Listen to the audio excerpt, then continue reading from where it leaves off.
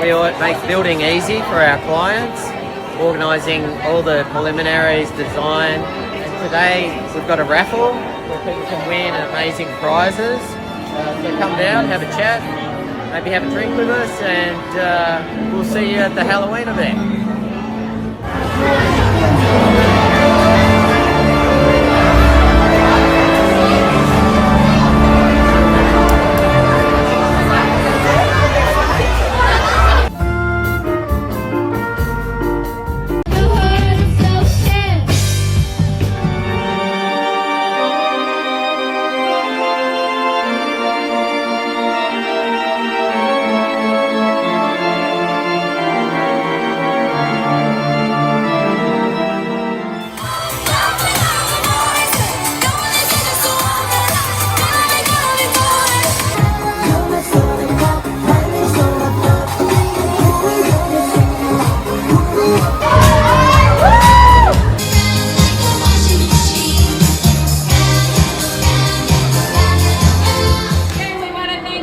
For coming out today to Brookvale's Halloween Festival. We had so much fun, and as promised at 6:45, it's time for our raffle. So let's see who wins the hamper tonight.